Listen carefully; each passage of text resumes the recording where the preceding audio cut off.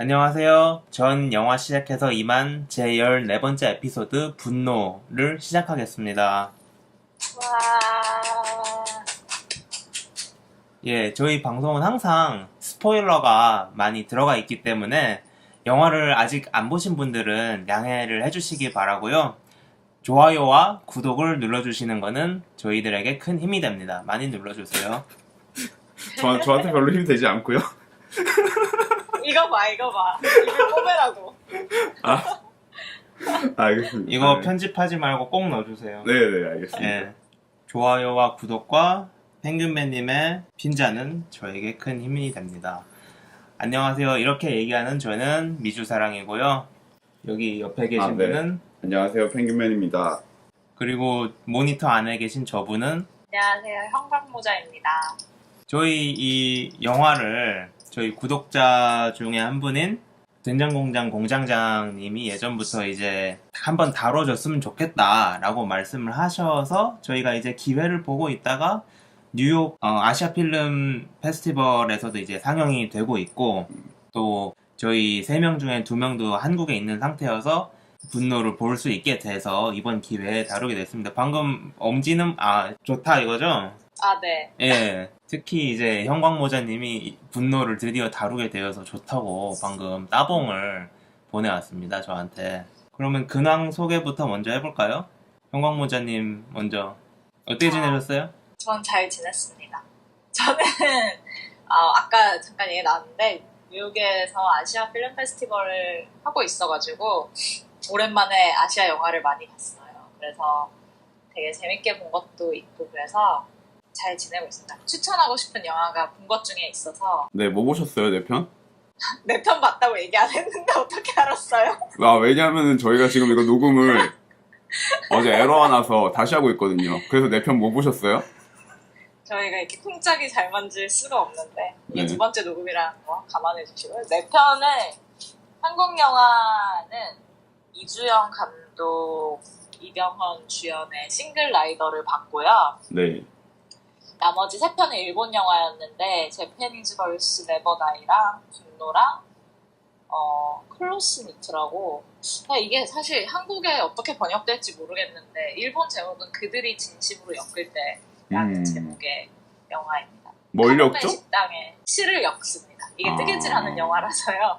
정말. 카모메 식당과 안경을 만들었던 오기가미 나오코 감독의 영화고 거기서도 뭔가 굉장히 소소한 행동을 계속 하잖아요. 네. 그런 것처럼 여기서는 계속해서 뜨개질을 하는 뭐 그런 영화예요. 네, 그 중에서 추천하고 싶은 거는 제가 맞춰볼까요? 아니요. 싫어요. 네. 알 수 있을 것 같은데. 네, 그냥 말씀하세요.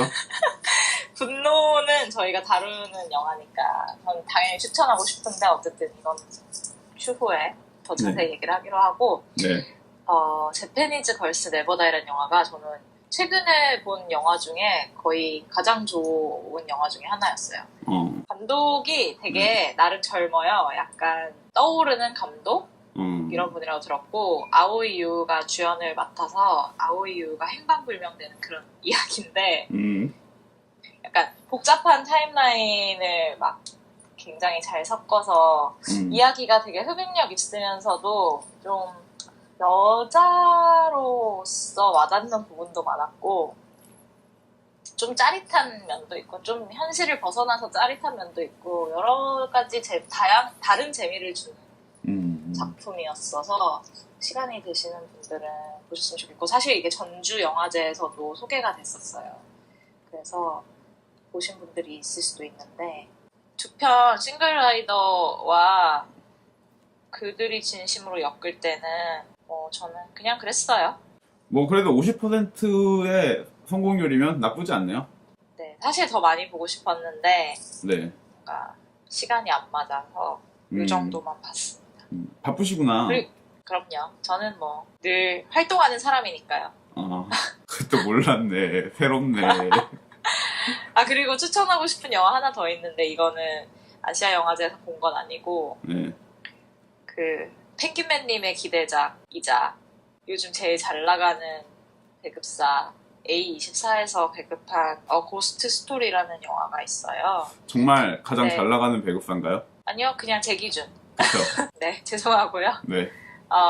이거는 말 그대로 귀신 이야기인데 뭔가 인디펜던트 영화고 사실 규모가 좀 작은 영화인데 그거를 감안해도 되게 좀 여러 가지 시도를 해봤다는 게 느껴지는, 보면서 되게 정말 이런 게 인디펜던트 영화지라는 생각이 드는 영화였고요. 주제도 굉장히 저의 마음을 저미는 그런 내용이라서 안 보신 분들 관심을 가져주셨으면 좋겠습니다. 무슨 얘기인데요? 이게 젊은 부부가 함께 살던 집에서 이제 남편이 집 죽나요? 앞에서 차 사고를 당해서 죽어요. 네. 그래서 귀신이 돼서 돌아오는 이야기입니다. 아, 정말 예고편 느낌 그대로구나. 귀신이 돼서 돌아와서 아내를 그냥 계속 지켜보는 이야기예요. 사실 그래서 근데 귀신도 그 예고편 보셨으면 알겠지만 비주얼이 침대 시트를 뒤집어 쓴 네. 모습이고 조금 귀엽잖아요. 네네네. 사실 그래서 뭐 귀신 이야기긴 한데 무서운 이야기는 아니고. 그래서 아내가 새 남자와 만나는 걸 지켜보고 그런 건가요? 아니요, 새 남자를 만나는 걸 못 봐요. 왜냐면 아내가 그 추억이 가득 담긴 집을 뒤로하고 떠나거든요. 그럼 약간 세계가 붕괴되는 그런 내용인가요? 세계가 붕괴되는 건 아니고 세월이 수백 년 흐르는 그런 이야기입니다. 그렇구나. 궁금해가지고 어떤 내용인지. 네. 그래서 사실 저는 이게 공포 영화라고는 할 수 없지만 되게 무서웠어요. 보는 내내 굉장히 무섭기도 하고 슬프기도 했는데. 무섭기도 해요?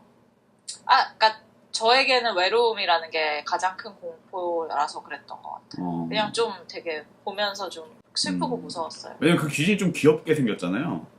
귀여워요. 되게 귀여워요. 그리고 참고로 스포일러지만 다른 귀신이랑도 얘기를 합니다. 그렇구나. 귀여워요, 되게.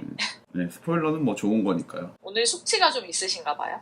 네, 어떻게 하셨죠? 신기하네. 귀신인 줄 그냥 알았네. 느낌이 딱 숙취인데. 그렇습니다. 그렇습니다. 네. 그리고 저의 다른 근황은 네. 제 주변 청취자들의 의견인데, 네. 제 친구가 사실 어저께 저희가 첫 녹음을 했었잖아요. 만화 첫 녹음. 네. 첫 녹음하기 직전에 카톡이 와가지고 네. 요즘 자기 삶의 낙이라고 네. 옥자편 들었다는 얘기를 전하면서 네네. 제가 한국에 오면 꼭 펭귄맨님과 미주사랑님도 뵙고 싶다고 네. 10호 팬으로 좀 소개를 해달라고 하더라고요. 10호 팬 9명 그 전에 있나?를 일단 고민해 봐야 되는데 가족들 있겠죠? 하면은 9명 정도 되겠죠? 그쵸. 저희 페이스북에 업데이트하면 항상 라이크 눌러주시는 가족분들 있잖아요. 네. 남 같지 않아요, 이제. 알겠습니다. 저희도 보고 싶습니다. 항상 들어주셔서 감사해요, 친구분. 감사합니다. 그리고 또 하나는 이제 예전부터 이 친구는 열심히 들어주고 있구나라는 걸 알고 있었던 친구인데 항상 이제 즐거웠다, 재밌었다라는 리뷰를 전해주던 친구가 이제 엘르 편을 듣고 저한테 연락이 왔었는데 좀 아쉬웠다라는 의견을 보내줬어요. 근데 이게 뭔가 전달할 만한 가치가 있는 것 같아서. 그러니까 기본적으로 저희가 엘르 얘기를 하면서 이게 약간 페미니스트적인 영화다라고 소개하는 비평들에 대해서 약간 비판적으로 얘기를 했었잖아요. 네네. 뭐만 하면 이제 페미니스트라고 네네. 읽는다, 뭐 이런 식으로 얘기를 했었는데 이게 약간 페미니즘으로 접근하는 게 지겹다라는 뜻은 아니었거든요. 근데 그렇게 들릴 오해의 소지가 있었다는 얘기가 있었고 저도 그래서 친구랑 좀 카톡이었지만 오래 얘기를 했는데 녹음을 하면서 제가 느낀 바로는 저희가 생각하는 건 이 영화가 페미니스트적으로 읽었을 때 오히려 더 문제가 된다라는 얘기를 이분가에서 하기도 하잖아요. 네네네. 그런 뜻에서 얘기를 한 거라는 점을 꼭 명확하게 말씀드리고 싶었고 당연히 페미니스트적인 어프로치는 득이 될 때가 더 많겠죠. 뭐 그게 영화를 비판하는 방향이든 영화를 예상치 못하게 칭찬하는 방향이든 네. 저는 의미가 있다고 생각을 하는데 다만 엘르라는 영화를 페미니스트 영화다라고 말할 수 있는가는 좀 별개의 문제라고 생각해서 네네. 그런 비평의 경향, 요즘 경향 이거 모르겠네요. 뭔가 이게 저에게는 약간 아전인수처럼 느껴지는 게 있어서 영화를 읽는데도 크게 도움이 되지 않는 것 같고 페미니즘에도 크게 도움이 되지 않는 것 같다. 그런 생각을 했던 것 같습니다. 저는. 네. 현관모자가 지금 한 말에 저는 동의하는 편인 것 같은데 약간 페미니즘의 시선으로 읽었을 때 엘르는 오히려 여성들에게 도움이 되지 않는 영화라고 일단 느끼는 게 제 견해인 것 같아요. 그 영화 자체에서 굳이 도움이 될 게 있다면은 그때 엘르 녹음할 때 잠깐 얘기했었던 것 같은데 거기에서 드러나는 건 오히려 여성에 대한 남성의 공포를 다뤘다는 점에서는 페미니즘의 시선으로 읽었을 때 장점이 있을 수 있다고 생각은 하는데 그렇게 읽으면은 괜찮을 수 있는데 그 외에 거기 등장하는 여성 인물들에게만 초점을 맞췄을 때는 폴 보어벤이 이 영화를 그런 시선을 가지고 찍었다라는 생각이 저한테 들지 않아가지고 약간 피아 식별의 차원에서 얘는 아군은 아니다 라는 생각이 일단 기본적인 제 생각이었던 것 같습니다. 어쨌든 간에 뭔가 저희는 사실 뭐 설거지나 운동의 배경음악을 지향하면서 시작했지만 주의 깊게 듣고 이런 어쨌든 다른 의견을 되게 상세하게 들을 수 있는 기회였던 것 같아서 저는 되게 뭔가 뿌듯하기도 했어요. 친구가 약간 저의 어쨌든 코멘트에 상처받았다면 미안한 일이고 그런 건 개인적으로 얘기하시고요. 어쨌든 그런 의견을 공개 사과? 환영이라는 거. 이제 음성편지 띄우실래요? 그냥 그건 제가 개인적으로 할 거고요. 아무튼 저희 팟캐스트가 누군가에게 생각할 거리를 드렸다는 게 참 진짜 감사하고 뿌듯한 일이네요. 그렇습니다. 저는 이제 청취자 얘기가 나왔으니까 네네. 또 저희 팟캐스트에 피드백을 해주신 분들을 소개를 하고 싶은데요. 네. 일단 유튜브에 저희 겟아웃 편에 댓글을 남겨주신 이슬기님 사연이 있는데, 안녕하세요. 매번 열심히 챙겨 듣고 있는 청취자입니다. 로 이제 시작을 하셔서 이렇게 말씀을 해주셨어요. 신랄한 평을 들으니, 그러니까 이분은 이제 영화 업계에서 일을 하시는 분인 것 같아요. 근데 이제 이렇게 하나의 아이디어만으로 2시간짜리 상업 영화를 기획했고, 겟아웃이 말이죠. 성과를 낸 지점에 대해서 업계 내부에서는 놀라운 지점이라는 이야기가 많았는데, 신랄한 평을 들으니 난 이제 안 되려나 보다 하는 개인적인 감상이 있었습니다. 아무튼 열심히 듣고 있으니 계속 좋은 방송 들려주세요. 라고 말씀을 하셨어요. 되게 상세하게 평 남겨주셔서 감사하고요. 저희가 첫 번째 방송 때도 얘기를 했었지만은 업계에서 이렇게 보시는 시선도 시선이고 저희가 이렇게 보는 시선이 물론 두 개가 다를 수 있지만 이렇게 각자 다른 의견을 참고할 수 있다는 점이 되게 좋다고 생각이 들어요. 아무튼 간에 즐겁게 계속 꾸준히 들어주신다니까 정말 감사드리고요. 계속 노력하겠습니다. 그리고 이제 저희 팟빵 사이트에 댓글 남겨주신 분이 있는데, 레이 앨런 아이버스님, 저희 옥자 후기에 공감해주셔서 대단히 감사드리고요. 그리고 불과 2시간 전에 댓글을 남겨주신 깐디 쉬퐁님, 저희 팟캐스트 방문해주셔서 정말 감사드리고요. 댓글도 남겨주시고, 옥자편으로 처음 청취하게 되었네요. 재미있게 잘 들었고, 구독 누르고 갑니다. 응원해요. 라고 하셨는데, 재밌게 잘 들으셨을 뿐더러 구독까지 이렇게 인증을 해주시다니 정말 깊은 감명을 받았습니다. 감사합니다. 감사합니다. 저희의 지인은 아니시겠죠? 아니시겠죠? 네. 처음 청취하게 지인이시라면 영원히 모르는 척 해주시고요. 기분 좋으니까. 근데 이제 지인 얘기가 나왔으니 말인데 제가 이제 팟빵 검색 기능으로 옥자 관련 에피소드를 찾으려고 이렇게 옥자로 쳐서 검색을 했거든요. 근데 그렇게 많이 안 나오더라고요. 그래서 옥자에 대해서 듣고 싶으셨던 분들이 이렇게 방문을 하시게 된 게 아닐까. 아무래도 아직 개봉한 지 많은 시간이 흐르지 않은 상태에서 저희가 업로드를 했기 때문에 이제 좀 있으면 많아지겠죠? 네. 뭔가 적절한 그렇겠죠? 타이밍이, 예. 그렇겠죠? 찬물 담당, 찬물 담당. 아니 찬물이 아니라 저희가 이게 빠르게 잘 뭐 나이스 타이밍이었다 뭐 그런 얘기 아니겠습니까? 아니 저는 펭귄맨님이 찬물을 끼얹어줘서 미주사랑님과 둘의 밸런스가 잘 맞다는 생각을 종종 합니다. 그렇습니까? 우리가 뭐 밸런스를 보고 만난 사이는 아니지만. 그래요. 저는 형광모자가 맨날 펭귄맨님 편만 들어갖고 밸런스 안 맞다고 생각했는데 여기서 소외됐다고 생각했는데 아닙니다. 펭귄맨님은 제 베프잖아요. 아니 근데 저 양반이 내 편을 든다고? 나는 전혀 인지하지 못하고 있었는데. 저도 편을 든 적은 없어요. 네. 약간 저랑 비슷하신 경우가 많은 것 같아요. 편 들어주셔서 항상 감사하게 생각하고 있고요. 네. 네. 어쨌든 별걸 다. 네. 아무튼 친하게 지내시고요. 펭귄맨님 근황 소개해주세요. 저 근황이 없고요.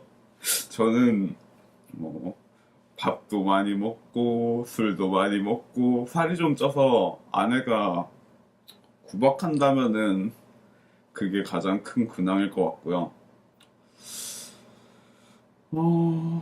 네, 뭐 별로 근황 없습니다. 제가 어제 근황 말한 거 있나요? 아니, 똑같이 이야기하셨어요. 네. 밥 먹고 술 먹는다고. 네. 그렇구나. 네. 그래서 영화는 잘 안 보고요. 그래서 최근에 본 영화는 악인 봤고, 스파이더맨. 악인 봤네? 악인이 그 악인을 보셨다고 이상을 미쳤다. 악녀 얘기하신 거죠? 아니요. 분노를 봤다고 얘기하려고 했는데. 미치셨구나. 예. 분노를 봤는데, 왜 자꾸 분노랑 악인이랑 헷갈리지? 예, 분노를 봤고요. 스파이더맨을 봤어요. 그리고 어땠나요? 그냥 뭐 재밌었어요. 예. 네. 재밌었어요. 여쭤봐서 죄송하고요. 근데 저는 굳이 그 영화 별로, 그냥 재밌었는데 뒤로 가면서 좀 루즈해지는 면이 없지 않아 있었고, 그냥 마블이 로고, 오프닝 타이틀 로고를 바꿨더라고요. 옛날에는 만화 컷들 그냥 넘어가면서 마블이랑 글자 떴잖아요. 근데 그게 이제 배우들로 나오고 영화를 위한 그런 로고를 만들었길래 꼴보기 싫다 이런 생각을 좀 했고요. 약간 명화극장 같았어요. 금요 명화극장. 맞아요. 너무 구려요. 너무 못 만든 것 같아요. 뿌리를 잊었네요. 뿌리를. 그러니까 나중에 배우랑 계약 연장 안 되면 어떡하려고.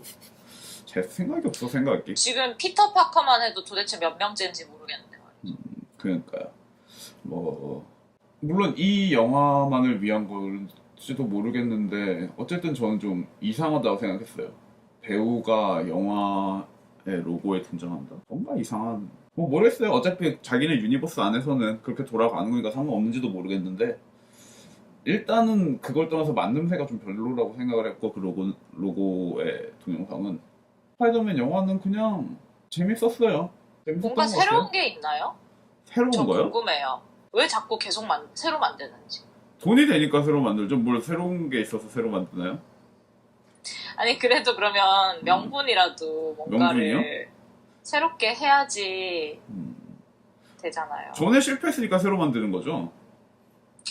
그렇구나. 제가 좀 뜨거운 물을 끼얹자면은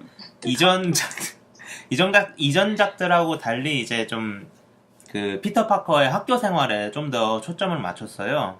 그런 걸 보는 재미가 좀 쏠쏠해요. 그걸 보는 재미가 있는지 저는 잘 모르겠고 그것보다는 그냥 아이언맨이 나와서 스파이더맨이 이제 단순히 멋진 영웅으로서 등장하는 게 아니라 이제 정말 어벤져스가 되고 싶은 철부지 어린애처럼 등장한다는 점에서 이제 어벤져스 시리즈가 가지고 있는 유머는 이제 좀 더 잘 사는 면이 있고요. 어벤져스를 볼 때 제가 느끼는 거는 이거 약간 전 액션보다 코미디라고 생각하면서 그러니까 액션 코미디라고 생각하면서 보는 것 같아요. 그러면서 저는 이제 중국의 경극이나 아니면 호빗 같은 영화들이 가지고 있는 액션과 코미디를 결합한 재미를 가진 영화들이 어느 한 부류로서 선을 그어볼 수 있다고 생각하는데, 저한테 마블 시리즈는 대체로 약간 코미디 요소가 많은 액션물이거든요. 뭐 그런 점에서 이제 과거 스파이더맨 시리즈와 비교했을 때는 그런 이제 철부지 영웅을 등장시킴으로 인해서 아이언맨과는 또 다른 철부지라는 점에서 뭐 이전의 마블 시리즈랑은 약간 차별화되는 요소가 있다는 생각이 드는 것 같아요. 뭐 그 정도? 뭐 그거 말고는 뭐 별거 없고요. 그렇습니다. 그럼 또 영화 뭐 봤지? 영화 잘 안 보고요. 뭐 주로 네, 뭐 하는 거 없는 것 같네요. 네. 예. 러블리즈는 잘 지내고 있나요? 네, 잘 지내고 있을 거라고 생각합니다. 이제 7월 말인가? 7월 30일? 그때 이제 올해 두 번째 콘서트를 하기로 계획이 되어 있는데, 그거 준비로 바쁘다고 이제 생각이 되고요. 지난 7월 5일은, 소울, 베이비 소울. 맞다. 감사합니다. 이렇게 러블리즈를 사랑해주는 두 분이 계셔서 너무 행복하고요. 네, 지난 7월 5일은 베이비 소울님의 생신이었고요. 네. 그리고 다가오는 7월 14일은 뭐 너무 많은 걸 요구하지 마시고요. 한숨 진짜 깊게 쉬네. 나 한숨 쉬었어? 그랬구나. 옥천의 여신. 잠깐만. 이미주. 옥천이랑 예. 미주 씨. 예. 과 러블리즈의 팟. 아 맞다. 이분은 모르실 텐데. 팟?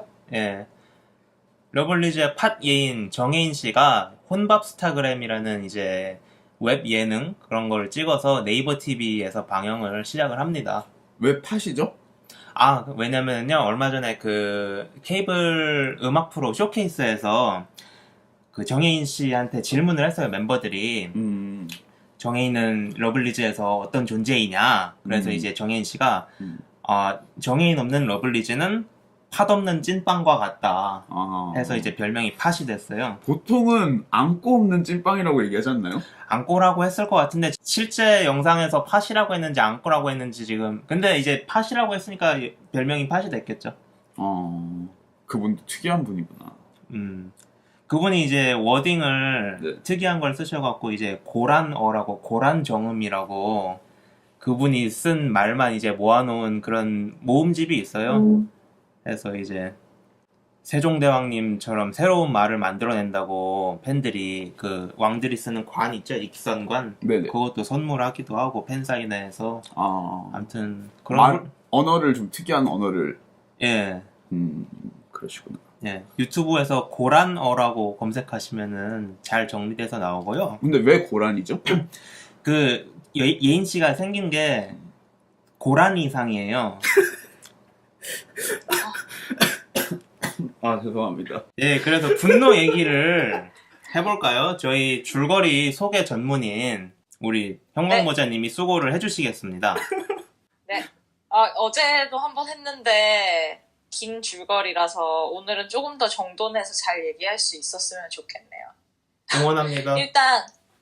일단 아까 펭귄맨님이 악인이랑 자꾸 헷갈리셨는데 악인과 이상의 감정 전작이죠. 악인과 이 분노 모두 요시다 슈이치의 장편 소설에 기반해서 쓰여진 영화고요. 소설이 원작인 영화고요. 뭐 줄거리도 크게 다르지 않은데 일단 도쿄에서 젊은 부부가 잔인하게 살해를 당해요. 그리고 그 살해 현장이었던 집에는 분노라는 글자가 피로 엄청 크게 쓰여져 있고 뭐 범인의 지문이 발견돼서 이제 공개 수배를 내리는 거죠, 경찰이.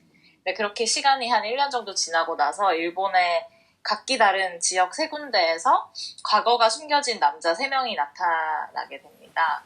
그래서 도쿄에서는 이제 잘생긴 츠마부키 사토시가 게이 남성인 유마를 연기하는데 뭐 되게 매력적이고 회사원이고 파티를 즐기는 막 멋있는 게이예요. 쾌남이에요.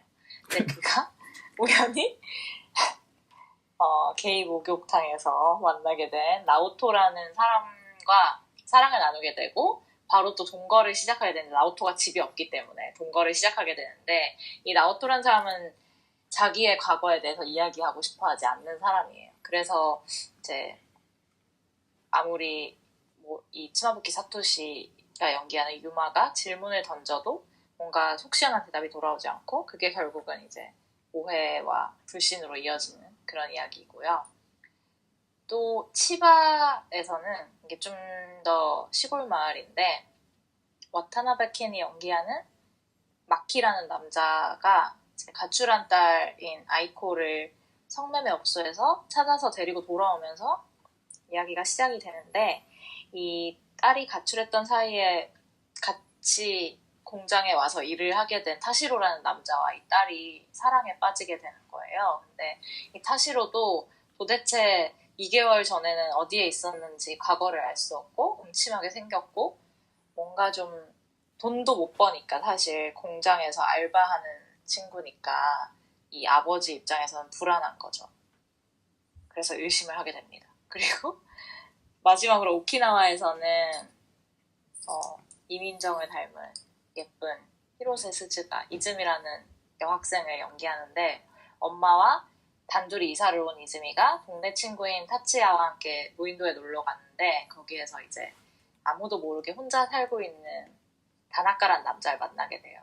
그리고 이 셋이 뭔가 굉장히 의외의 우정을 쌓게 되는데 그 와중에 이제 이즈미가 시내에 놀러 나갔다가 굉장히 미군들에게 몹쓸 짓을 당하고 뭔가 그 사이가 어그러지기 시작하면서 이야기가 흘러가는 그런 내용이고요. 한편 일본 경찰들이 놀고 있는 게 아니기 때문에 그렇구나. 그 살인 사건이 계속 중간중간 이제 상기가 돼요.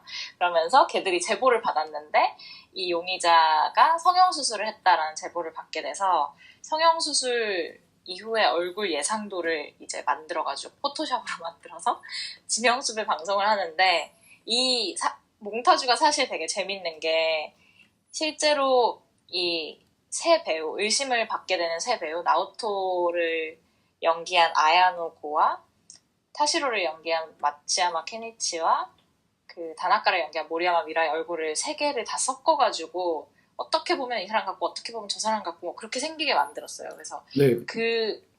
그리고 이제 또 그 몽타주가 세 개라는 점에서도 사실 약간 재밌는 구석이 좀 있는 것 같아요.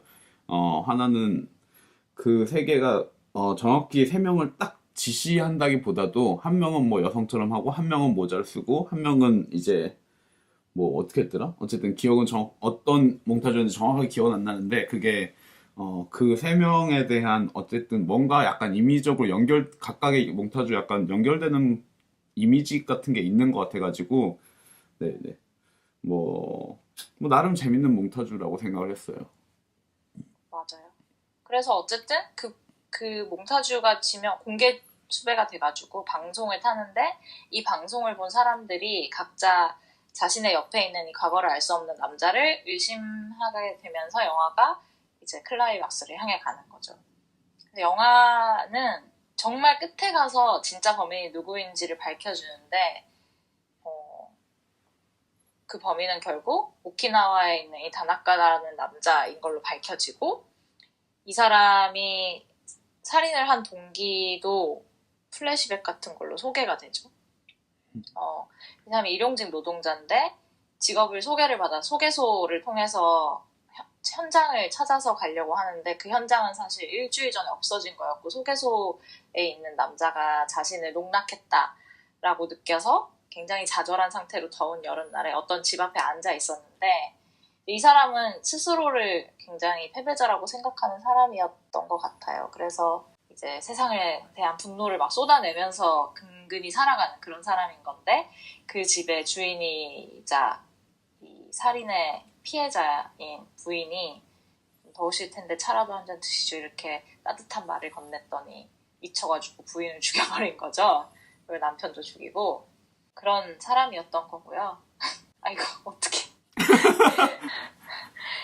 뭐 어쨌든 결론은 그래서 오키나와에 있는 타나카가 이제 범인이었는데 그냥 미친놈이었던 거고요. 거기서 이제 좀 재밌는 점은 이제 타나카가 이제 말 그대로 차를 건네는 그 따뜻함을에서 오히려 이제 꼬여가지고 이 사람이 나를 약간 업신여긴다라고 느끼는지 연민한다. 동정한다. 그런 시선을 견딜 수가 없어서 결국에 살인을 했다는 얘기인데 그러한 점에서 사실은 이 분노를 느꼈던 타나카가 사실은 엄청난 어찌 보면은 굉장한 약자로서 뭐라는 거야.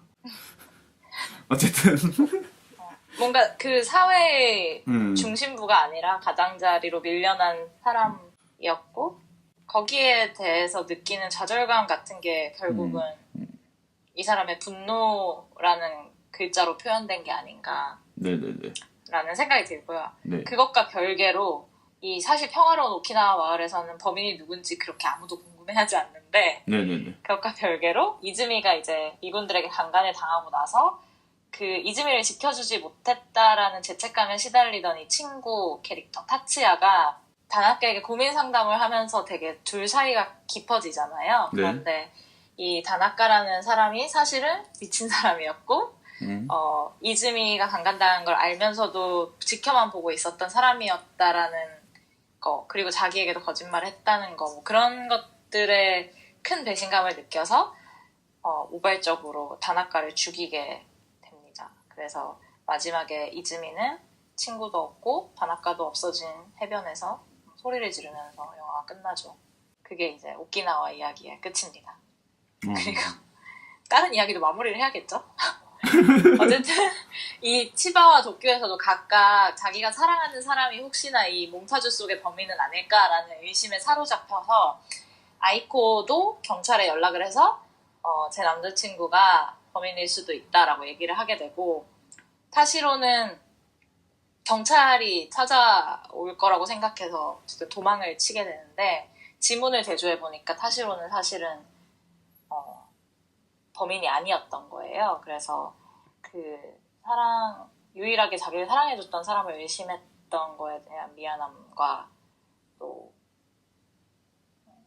죄책감? 뭐 그런 걸로 아이코의 아버지가 함께 슬퍼하고 결국은 다시 타시로를 데리고 집으로 돌아오면서 이제는 잘해주겠다 결심하면서 끝이 나죠.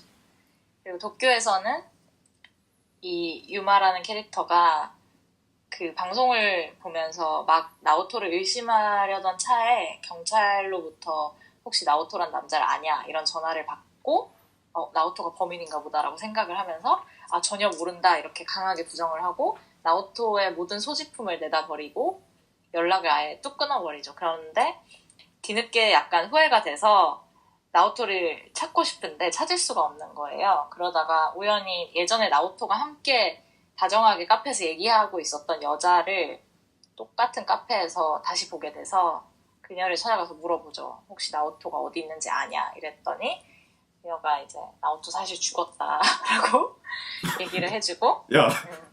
응? 야라고?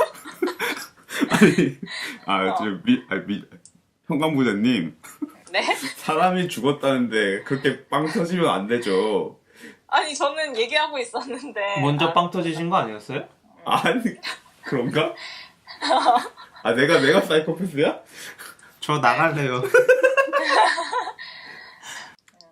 그녀가 해준 얘기를 들어보니 나오토랑 사실은 같은 고아원에서 형제처럼 자랐고 나오토는 원래부터 심장이 약한 친구였고 그래서 얼마 전에 공원에서 쓰러져서 죽게 됐다는 얘기를 전해주는데 그 생전에 나오토가 유마 이야기를 하면서 굉장히 행복해 보였다 막 이런 약간 클리셰 같은 이야기를 전해 듣게 되면서 유마가 후회의 눈물을 흘리며 도쿄 거리를 쏘다니는 게 이 도쿄 이야기의 마지막이라고 할 수 있겠습니다.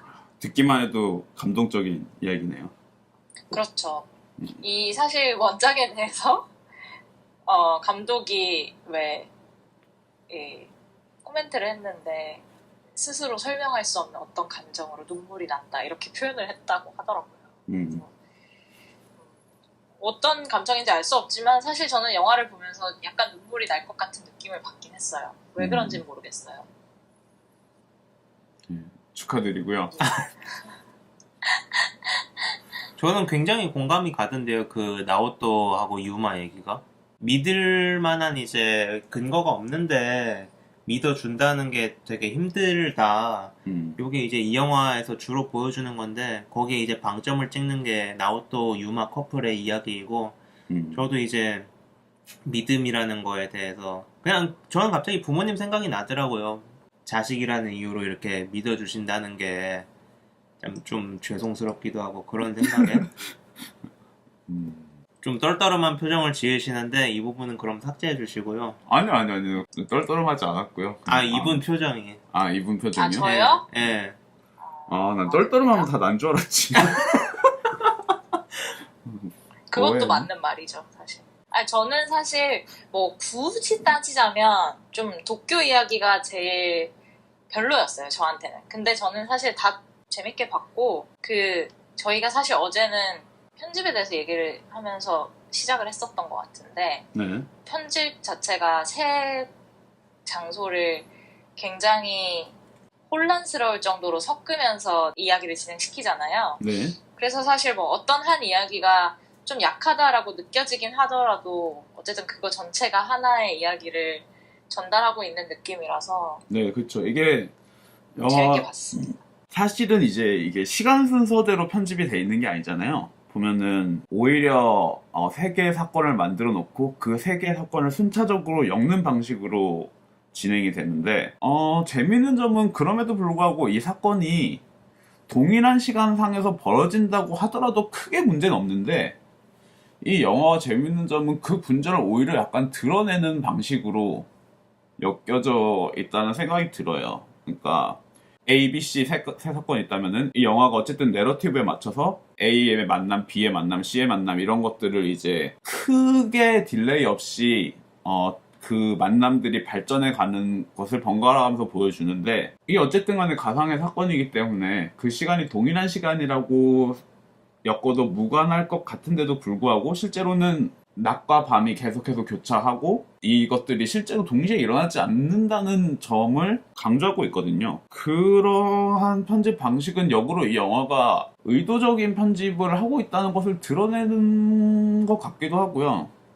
역으로 그만큼 이 편집 방식이 굉장히 인위적인 방식으로 이루어져 있다는 생각도 드는데 뭐 예를 들면은 그런 식이죠. 엄마에 관해서 얘기하는데 그 대사는 오키나와에서 그 아야세스즈 맞나? 히로세스즈요. 히로세스즈. 예, 잘 기억하시고요. 네네. 이즈미 역할. 소중한 이즈미. 배우님. 이즈미가 나도 타츠야? 잠시만요. 저도 적어놨는데 이름이 헷갈려서. 예. 아니 근데 타짜로 시작하는 이름이 너무 많아요 지금. 네. 타시로, 타츠야, 타나카. 오키나와의 히로세스즈가 이제 오키나와의 이즈미가 해장하고 오시겠어요? 미안합니다. 오키나와에서 이제 이즈미가 자신의 어머니에 대해서 얘기를 하는 장면에서 유마로 건너뛴다든지 이런 명칭이나 단어 그 언어와 이미지를 이제 대명사가 같거나 이미지가 같은 걸로 이제 서로 연결하는 편집을 굉장히 유려하게 잘 사용하고 있어가지고 실제로는 서로 연결되지 않은 인물들을 엮는 것에 굉장히 능한 편집을 하고 있고 그런 면이 이 영화의 편집에 굉장히 훌륭한 점이면서 동시에 약간 야비한 점이 아닌가라는 점을 저는 약간 야비하다는 것에 부연 설명을 부탁드립니다. 야비하다고 하는 것의 부연 설명은 그러니까 실제로는 사건만 뚝 떼놓고 봤을 때는 연결된 감정이 아닌데도 불구하고 그 감정을 연루시킨다는 점에서 약간은 이게 가짜 감정을 만들어내는 거 아닌가라는 생각이 드는 면이 저한테는 없지 않아 있었어요.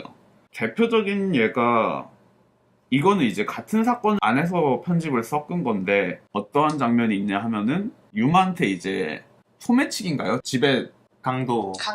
도둑이 들어가지고 이제 거기에 대해서 뭐 경고 같은 걸 하는 전화를 이제 친구한테 받잖아요. 근데 그 장면에 과거의 장면이 이제 끼어 들어오는데 그 과거의 장면 같은 경우에는 뮤트 처리되고 그 통화 내용만 들려주다가 유마는 거기에 대해서 아직 아무런 대답을 하지 않았는데 그 과거 장면 술자리에서 그거 무섭네 오싹한 이야기네 라고 하는 대답을 하는 것만 사운드를 살려가지고 마치 그게 그 둘 사이에 일어나는 대사인 것처럼 끼워 넣는 방식으로 편집을 하는 점이 있거든요. 그런 점에서 실제로 유마가 겉으로 그렇게 하지 않았음에도 불구하고 일종의 환영적인 대화를 실제로는 둘 사이의 대화가 아닌데 이 영화 안에서만 둘 사이의 대화로 만들어서 그 유마의 의심을 더 증폭시켜 준다는 점에서 뭐 그런 식으로 이제 약간 관객이 느꼈으면 하는 감정을 만들기 위해서 이야기를 약간 조작하는 면이 있다는 거죠, 제가 봤을 때. 근데 그 예에 대해서 지금 생각을 해봤는데 네네네.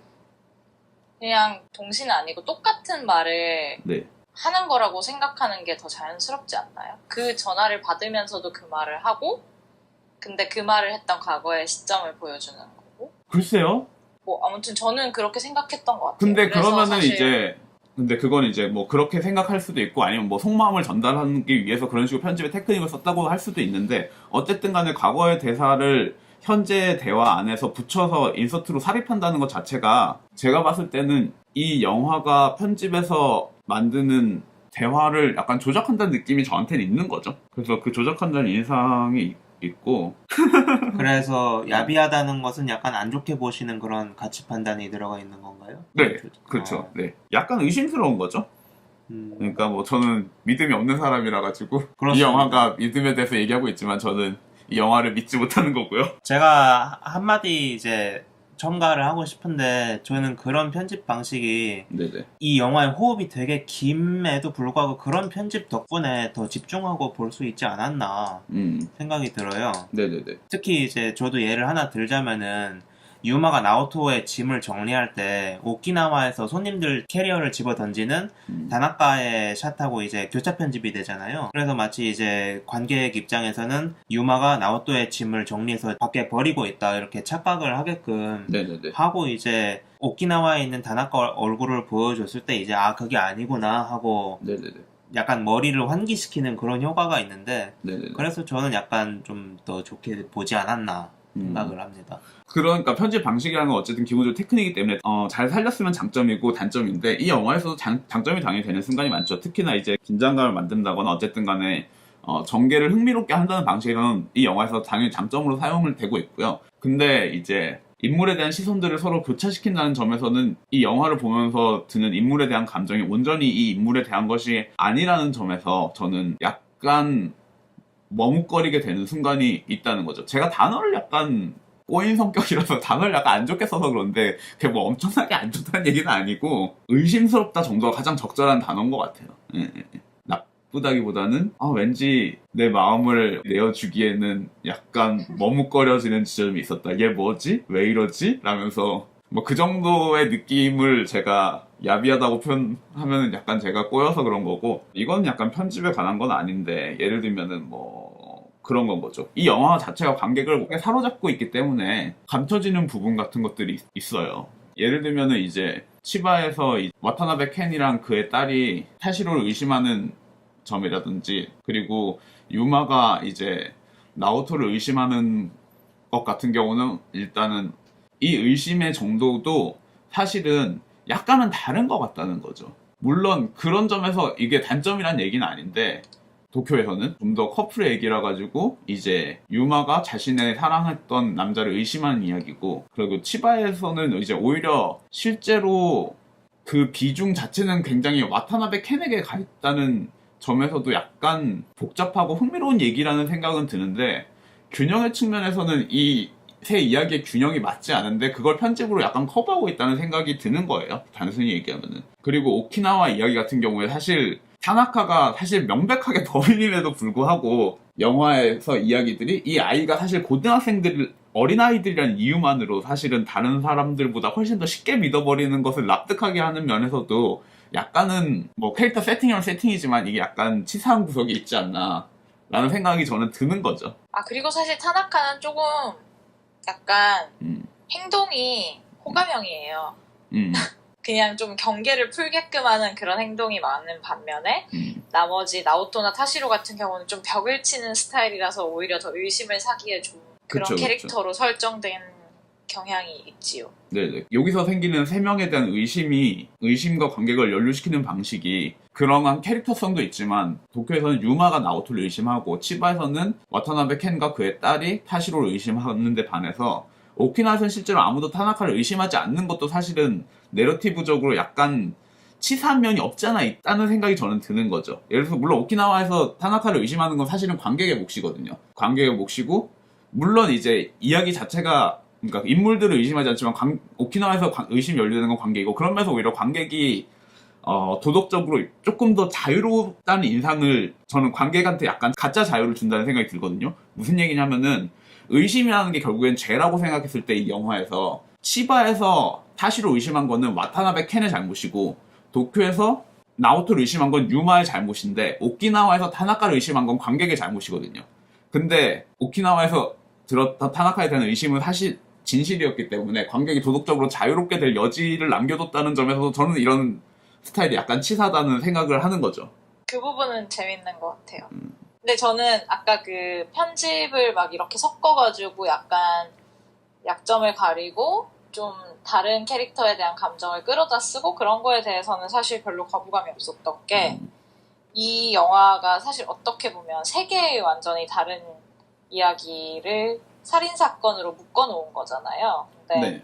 저는 이 영화를 볼 때 중반까지만 해도 이 사람들이 어딘가에서는 스치겠지라는 생각을 하면서 봤었는데 전혀 관련 없는 사람들의 이야기인 거고 그런 게 편집으로 어쨌든 이 세상의 다른 양상과 다른 지역의 다른 감정의 일들을 하나로 묶어낸다는 점에서 주제를 전달하기 위한 굉장히 효과적인 편집이었다는 생각이 들어서 오히려 그렇게 막 섞이는 게 그들 간의 유일한 연결고리처럼 느껴져서 재밌었던 것 같아요. 뭐 그게 아까 미주사랑이 말한 것처럼 약간 정신을 놓을 수 없게 하는 그런 면도 분명히 있겠지만 그랬던 것 같아요.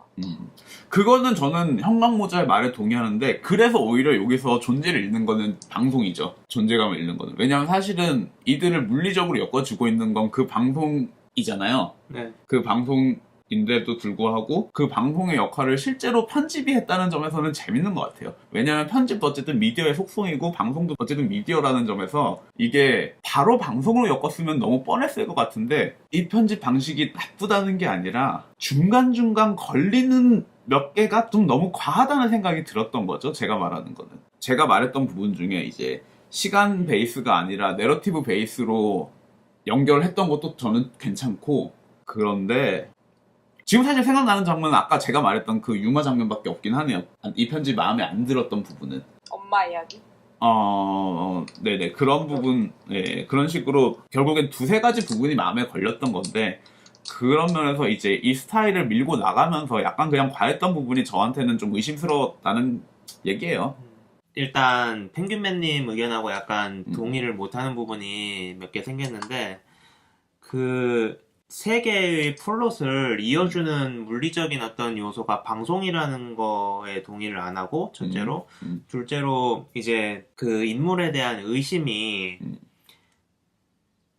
치바와 도쿄에서는 인물들이 하는 의심이라는 거에 대해서도 제가 동의를 좀 안 하고 있어요. 왜냐면은 이 치바하고 도쿄에서 의심받는 사람들의 이야기를 이제 소개를 할 때 네네네. 저는 그러니까 이 세 개 플롯이 다 관객에게 의심에 이제 책임을 넘긴다고 생각을 하거든요. 예를 들어서 타시로가 처음에 비 오는 밤에 이제 소개가 될 때도 타시로가 와타나베 켄이 연기한 마키하고 이야기를 나눈 다음에 마키 이제 차를 타고 가고 타시로의 뒷모습만 보여주는 장면에서 네. 현상수배 그 방송의 나레이션이 이제 깔리잖아요. 네. 그건 이제 마키는 모르는 부분이죠. 네. 그래서 이제 관객의 의심이라고 생각이 들고. 근데 그거는 관객의 의심도 아니죠. 그렇게 봤을 때는. 왜요? 그건 감독이 만들어내는 의심이죠. 그렇죠. 예, 그리고 저는 제가 말하는 거는 이제 예. 그렇게 보면은 이제 그 감독 자체는 당연히 나오토와 타시로에게 좀 더 의심을 많이 부여하고 있고요. 감독 자체가. 맞아요. 근데 그게 설명이 되는 이유는 결국에는 이 의심이 와타나베 켄이랑 아오이가 이들을 믿지 못하고 치마부키 사토시가 나오토를 믿지 못하는 의심이랑 어쨌든 간에 연루돼 있는 편집이기 때문에 저는 그렇다고 생각을 하는 건데요. 약간 제가 한 번 더 이게 반박을 해보자면 도쿄에서 둘이 이제 유마랑 나오토랑 정사를 한 다음에 라면집에 가서 뒤풀이를 하잖아요. 네네네. 그때 이제 사실 저는 의심 많은 펭귄맨님이 다나카가 무조건 딱 봐도 범인이다. 누가 저기 오키나와 에소도 끝에 무인도에 혼자 사냐. 딱 봐도 제가 살인범 아니냐. 라고 생각을 하시는데 저는 나오토가 진짜 빼도 박도 못할 그 범인이라고 생각을 한 게 일단 세면대에서 머리를 자르는 장면은 둘째 치고 그냥 몽타주하고 생긴 것 자체가 나오토가 제일 닮았어요. 점도 있고. 그렇긴 해요. 근데 이제 제가 말하는 다나카 빼도 박도 범인이라는 거는 네. 이 이야기를 떨어져서 봤을 때 그렇다는 얘기예요. 제가 영화를 볼 때 그냥 딱 다나카 감독가 당연히 범인이라고 생각했던 건 아니고 저는 기본적으로 영화를 그런 식으로 보진 않아요. 예, 예.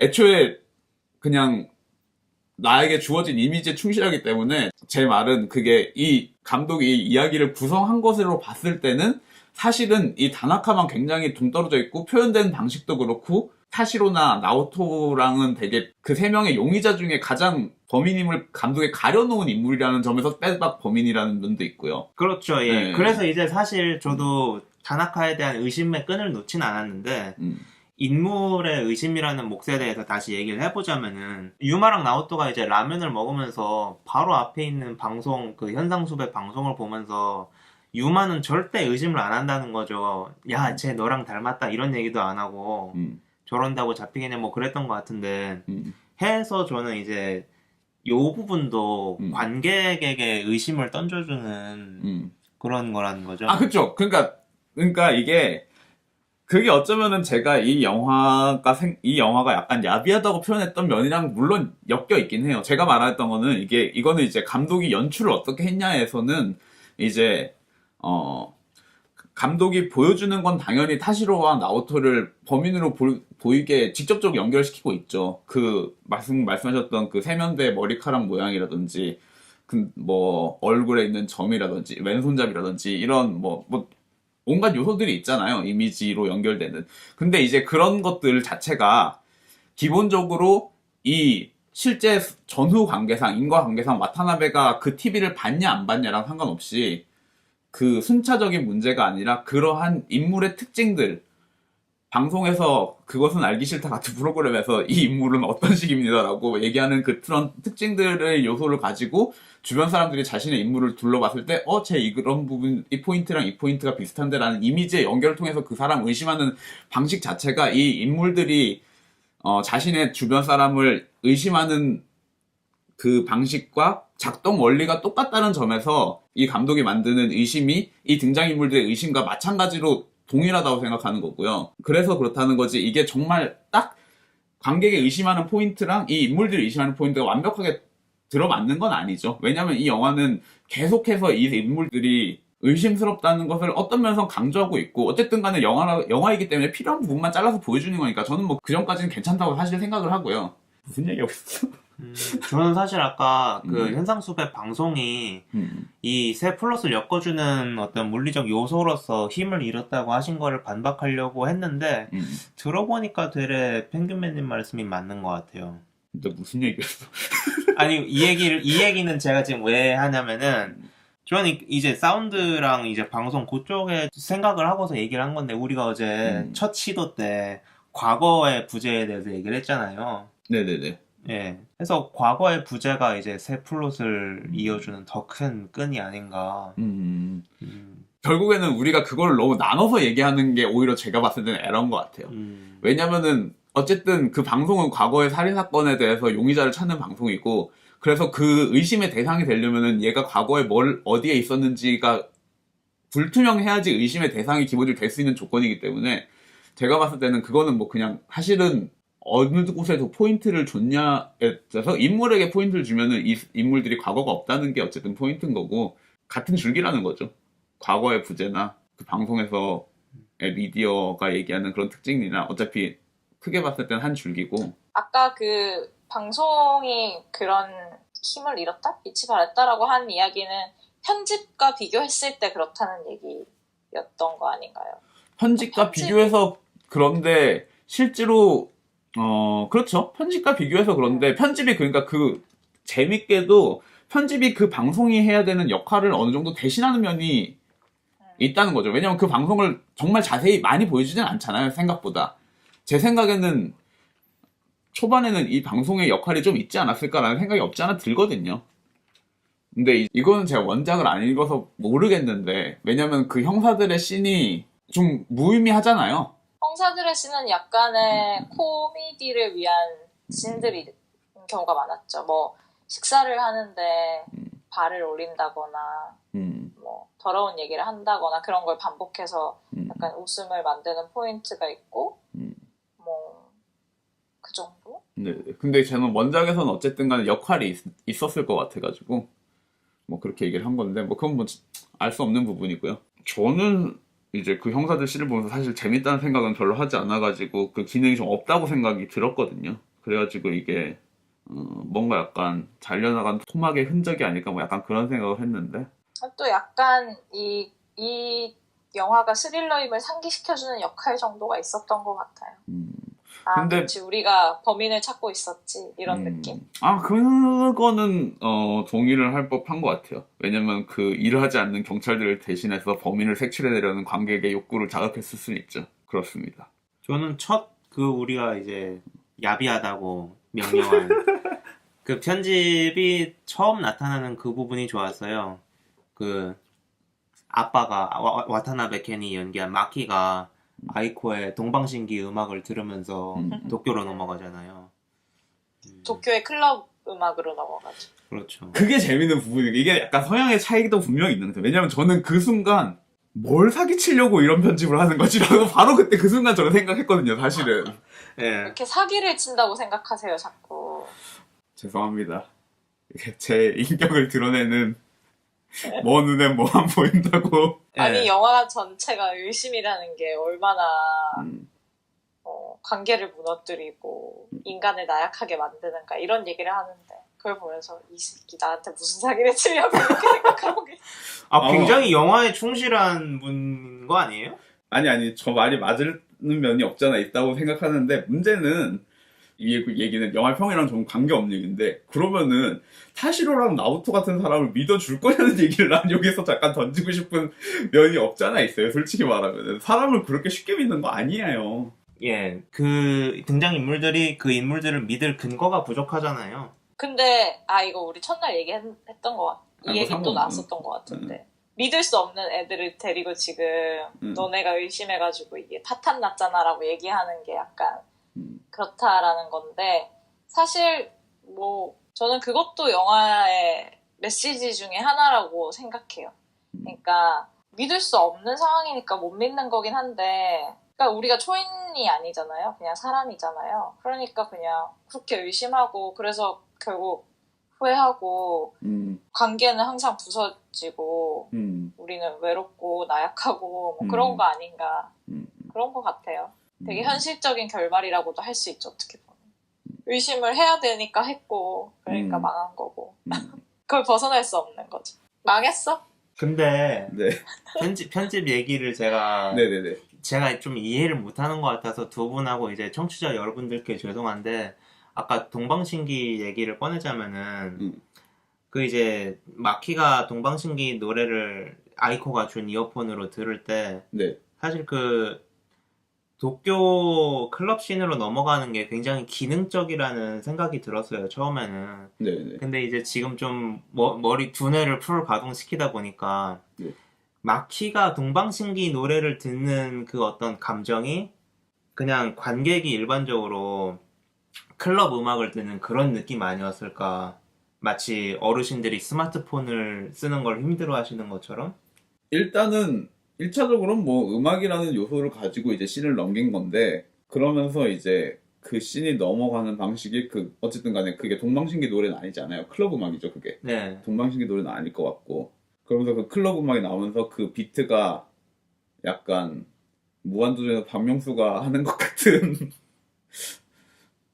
이라고. EDM. 예, EDM인가요, 그게? 어쨌든 간에 그런 식으로 음이 분절돼서 계속해서 강강강으로 소리가 나오면서 컷도 이제 사실 그렇게 편집이 돼 있고, 그렇게 해서 굉장히 분절적으로 넘어가는 게, 일단 저는 무슨 얘기하고 있었죠, 우리? 그 남자가 와타나베 켄이 듣는 음악이 약간 클럽 음악 같았을 것 같다고요? 그 사람 입장에서요. 뭐 그럴 수 있죠. 그런 점에서 감정의 연결이 지 않나. 아, 연결은 돼요. 이 영화가 제가 말하는 거는 이게 연결을 굉장히 잘 시키는데 실제로는 분절돼 있다는 점에서 그래서 약간 의심스러운 거거든요.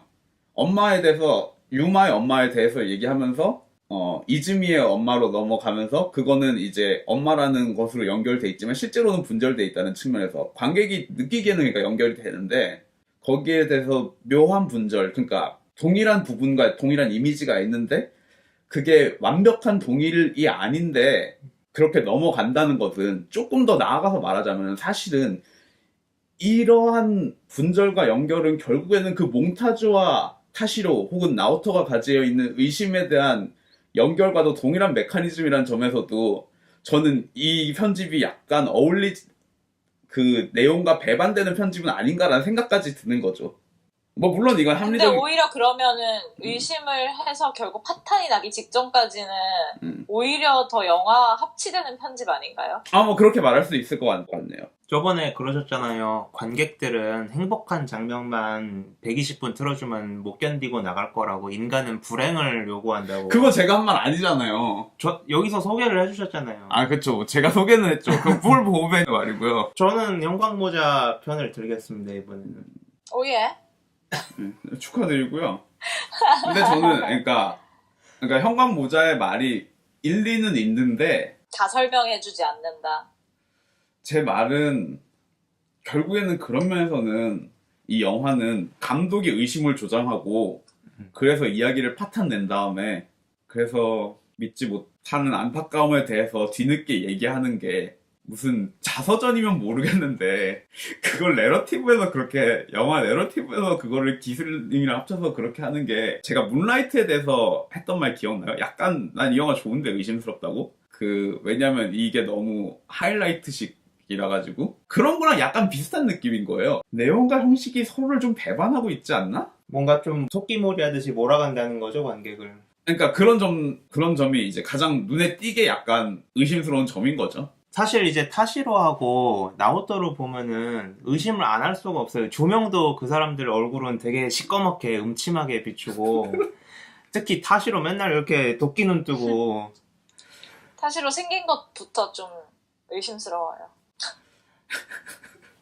죄송합니다. 아닙니다.